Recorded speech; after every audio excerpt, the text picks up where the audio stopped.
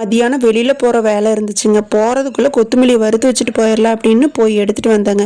அங்கே போய் பார்த்தா காலே தரையில் வைக்க முடியலைங்க. அந்த அளவுக்கு நல்லா வெயில் அடிச்சதுங்க. வைகாசி முடிஞ்சு ஆணியே பிறந்துருச்சுங்க. ஆனால் மழை வந்த வாட்டை காணும். கருவேப்பிலை நல்லா வெயிலில் மொறு மொறுன்னு காய்ச்சிருந்ததுங்க. விளக்கெண்ணெய் ஒரு 2 சொட்டு விட்டு நல்லா வறுத்துங்காட்டி நல்லா மொறு மொறுன்னு வறுபட்டுருச்சுங்க. அதே மாதிரிங்க 2 சொட்டு விளக்கெண்ணெய் விட்டுங்க ஒரு 2 கப் அளவுக்கு கொத்தமல்லி உள்ள போடணுங்க. அதிகமாக போட்டு போட்டு வறுக்கக்கூடாது. மிளகு போட்டுங்க பாதி வறுப்பட்டதுக்கு அப்புறங்க சீரகத்தையும் போட்டு நல்லா வறுத்து உள்ளே கொட்டிக்கலாங்க.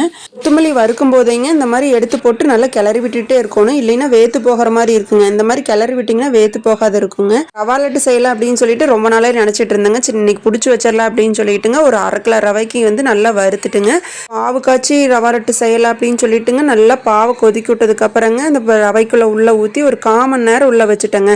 அதுக்குள்ளவே பார்த்தீங்கன்னா ஏலக்காய் பொடியும் போட்டு நல்லா ஒரு 1/4 மணி நேரம் வச்சதுங்காட்டிங்க உருண்டை நல்லா பிடிக்க வந்துருச்சுங்க. எல்லா வேலையும் செஞ்சு முடிக்கிறக்கே மதியானம் ஆயிடுச்சுங்க. சரி வண்டிக்கு நேரம் ஆயிரு அப்படின்ட்டு நான் நேரமாகவே கிளம்பிட்டேங்க. கொஞ்ச நேரம் வெயிட் பண்ணிட்டு இருந்தேன்.